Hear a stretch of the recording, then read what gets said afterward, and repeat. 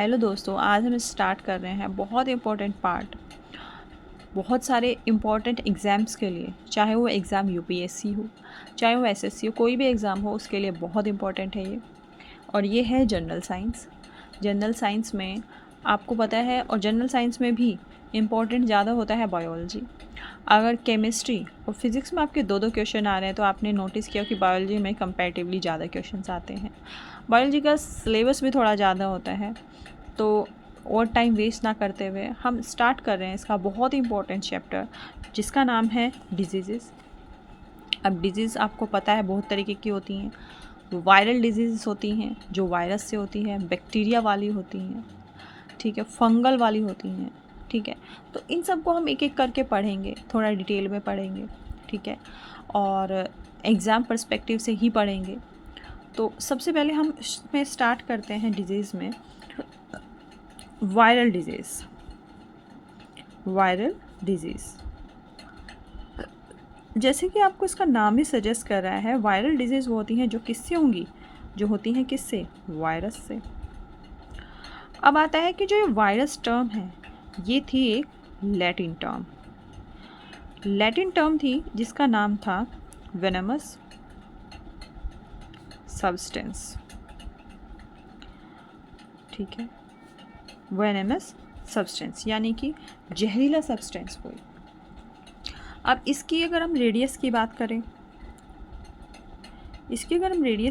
करें, तो ये 10 से 150 नैनोमीटर की रेंज में होती है, 10 to 150 नैनोमीटर की रेंज में होती है। अब आपको पता है 1 नैनोमीटर क्या होता है, 1 × 10⁻⁹ मीटर। इससे आगे इसकी खासियत होती है कि ये मेटाबॉलिकली इनर्ट होता है। ये मेटाबॉलिकली, इसमें ये क्या लगेगा, बॉलिकली इनर्ट होता है। मेटाबॉलिकली इनर्ट का मीनिंग होता है कि ये अपने आप को रेप्लिकेट नहीं कर सकता, ठीक है, ये अपने आप को रिप्रोड्यूस नहीं कर सकता। ये दोनों काम करने के लिए इसको चाहिए living host cell. Living host cell, जहाँ इसको लिविंग होस्ट सेल मिला, ये अपने आप को, जहाँ इसको लिविंग होस्ट सेल मिला, ये अपने आप को रेप्लिकेट भी करना शुरू कर देता है और रिप्रोड्यूस भी करना शुरू कर देता है। ठीक है, इसके बाद आता है ये बना किस चीज़ से होता है। तो जो वायरस है वो बना होता है nucleic acid, nucleic acid plus protein. इसमें जो न्यूक्लिक एसिड है इसको हम बोलते हैं कैप्सोमर। इसको हम बोलते हैं क्या, कैप्सोमर। और जो प्रोटीन टर्म है इसको हम बोलते हैं कैप्सिड। इसको हम बोलते हैं कैप्सिड। फिर आता है, देखिए, इसका जो जेनेटिक मटेरियल है, यानी जिससे ये फैलता है, बढ़ता है, जो इसका जेनेटिक मटेरियल है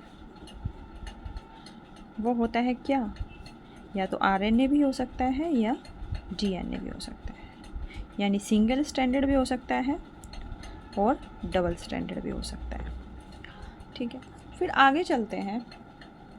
देखिए, जब तक ये इन्फेक्शस नहीं होता, मतलब कि ये होस्ट सेल में एंटर नहीं करता, जब तक ये होस्ट सेल में एंटर नहीं करता तब तक हम इसको क्या बोलते हैं, जब तक ये होस्ट सेल में एंटर नहीं करता, मीन्स ये बाहर रहता है, यानी कि इन्फेक्शस नहीं होता, क्योंकि तब तक तो ये रेप्लिकेट नहीं कर पाएगा। इन्फेक्शस नहीं होता तब तक हम एक टर्म यूज़ करते हैं विरियन, तब तक इसको ये बोलते हैं। और जब इसको होस्ट सेल मिल जाती है, ये इन्फेक्शस हो जाता है, तब हम इसको बोलते हैं वायरस। अब आगे आता है कि सबसे पहले इसकी खोज किसने की, कहाँ से ये चीज़ें स्टार्ट हुई। तो ये बात स्टार्ट होती है 1892 से। 1892 में रशिया के एक साइंटिस्ट थे, ठीक है, जिनका नाम था डिमिट्री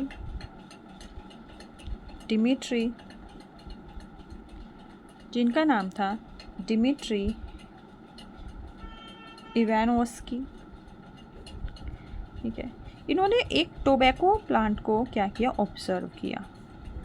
इन्होंने देखा कि कोई डिजीज़ है जो इस प्लांट के थ्रू फैल रही है। तो और ये प्लांट के थ्रू जो डिजीज़ फैल रही है इसमें कोई एजेंट काम कर रहा है। ठीक है, किसी एजेंट के थ्रू ये फैल रही है। उस एजेंट को नाम दिया गया टोबैको मोज़ाइक। उस एजेंट को नाम दिया गया टोबैको मोज़ाइक। फिर क्या हुआ कि 6 साल बाद, इसके 6 साल बाद 1898 में एक और साइंटिस्ट आए जिनका नाम था मार्टिनस बी जेरेनिक। मार्टिनस बी जेरेनिक ने देखा कि जो ये डिजीज़ फैल रही है, ठीक है, इन्होंने क्या किया, इन्हीं के फिल्ट्रेशन मेथड यूज़ किए। किसके, डिमिट्री इवानोव्स्की। इन्हीं के फिल्ट्रेशन मेथड यूज़ किए और क्या हुआ, इन्हीं के फिल्ट्रेशन मेथड यूज़ किए और इन्होंने देखा कि जो ये डिज़ीज़ फैल रही है, ये डिज़ीज़ कैसे फैल रही है कि जो ये प्लांट की सेल यूज़ कर रहा है ये डिज़ीज़ फैलाने के लिए, जो ये एजेंट है प्लांट की, कि मैंने क्या लिख दिया, प्लांट की सेल यूज़ कर रहा है ये डिज़ीज़ फैलाने के लिए। तो इन्होंने ही ये टर्म कॉइन की, क्या, वायरस। तो फिर क्वेश्चन आ जाता किसने ये टर्म कॉइन की, तो ये थे मार्टिनस बी जेरेनिक। इन्होंने ही ये टर्म कॉइन की जिसका नाम था वायरस। ठीक है, अब आगे चलते हैं। अब इसके बाद क्या हुआ कि 1935 में वायरस का सोचो इसको क्रिस्टलाइज़ कर देते हैं। अब कोई चीज़ अगर क्रिस्टलाइज़ कर देते हैं तो उसकी जो एक्टिविटी है वो कम हो जाती है, रिड्यूस हो जाती है, या फिर वो क्या हो जाती है, शांत हो जाती है। ठीक है, तो इसको क्रिस्टलाइज़ करने की कोशिश की ताकि ये ना फैले। तो इसको क्रिस्टलाइज़ सबसे पहले किसने किया, इसको सबसे पहले क्रिस्टलाइज़ किया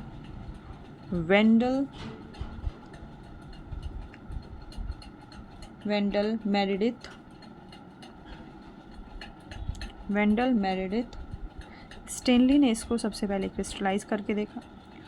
और इन्होंने ये भी देखा कि आफ्टर क्रिस्टलाइजेशन भी ये एक्टिव है। ठीक है, क्रिस्टलाइजेशन के बाद भी जो वायरस है उसको इन्होंने एक्टिव पाया। ठीक है, उसके बाद आता है, तो हमने क्या देखा कि जो आपका वायरस है ये एक लिंक है, जो वायरस है ये एक लिंक है किस किस के बीच में, ये लिंक है नॉन लिविंग और लिविंग के बीच में। किसके बीच में, नॉन लिविंग और लिविंग के बीच में ये लिंक है। तो इसको लिंक कौन करता है, वायरस। ठीक है, इसका क्या है कि जब तक ये बाहर रहता है इसको सेलुलर मशीनरी नहीं मिलती। सेलुलर मशीनरी क्या होती है कि जो सेल होते हैं अपने आप को रेप्लिकेट करते हैं, रिप्रोड्यूस करते हैं, तो इसको बाहर सेलुलर मशीनरी नहीं मिलती। जैसे ही लिविंग सेल में एंटर करता है इसको सेलुलर मशीनरी मिलती है। ये अपने आप को क्या करना शुरू कर देता है, रेप्लिकेट करना शुरू कर देता है, रिप्रोड्यूस करना शुरू कर देता है। उसके बाद आता है, आपने देखा होगा जो गंगा है, जो गंगा है, गंगा का पानी साफ़ क्यों रहता है, ये क्वेश्चन आता है कि जो गंगा है इसका पानी साफ़ क्यों होता है। तो इसका पानी साफ़ इसलिए होता है क्योंकि इसमें एक होता है वायरस। उस वायरस का नाम होता है बैक्टीरियोफेज।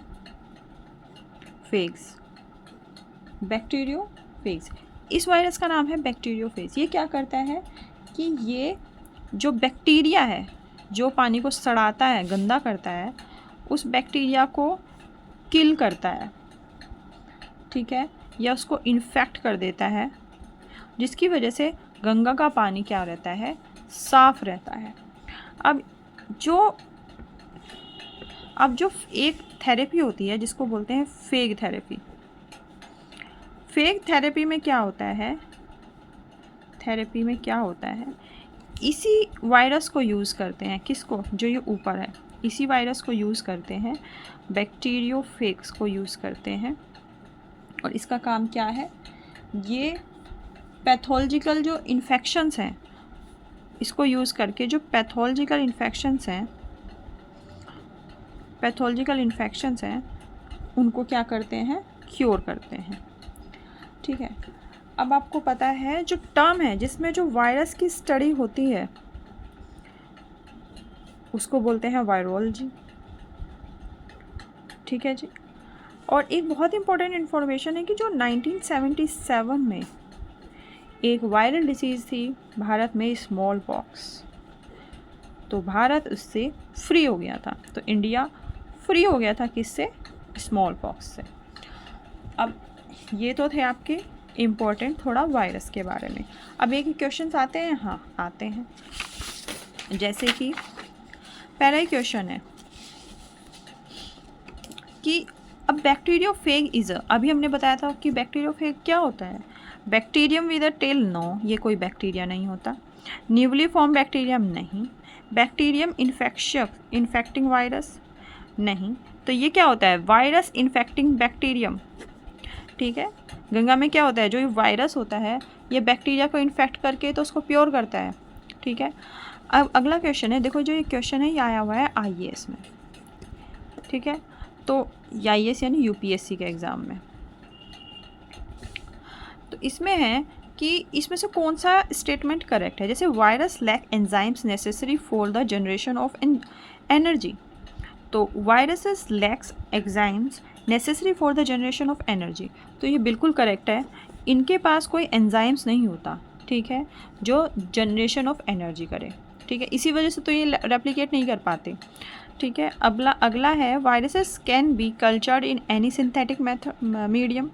ठीक है, तो ये सिंथेटिक मीडियम में नहीं होते, ये कैसे मीडियम में कल्चर्ड होते हैं, ये कल्चर्ड होते हैं किसमें, बायोलॉजिकल मीडियम में, यानी कि जिसमें लिविंग सेल्स हो, इस टाइप में। तो ये बिल्कुल गलत है। फिर है viruses are transmitted from one organism to another by biological vector only, तो ऐसा नहीं है कि सिर्फ बायोलॉजिकल वेक्टर से ही फैलेंगे, ये दूसरे मेथड से फैल सकते हैं, जैसे एयर से फैल सकता है, वाटर से फैल सकते हैं। ठीक है, तो और भी मेथड है जिनसे फैल सकते हैं, सिर्फ ऐसा नहीं है। तो इसमें जो फर्स्ट वाला है, जो आपका फर्स्ट स्टेटमेंट है वो करेक्ट है, बाकी इनकरेक्ट है। अब आगे की वीडियो में हम कुछ वायरस से रिलेटेड डिजीज़ के बारे में पढ़ेंगे। तो इस वीडियो के लिए अभी के लिए थैंक यू सो मच।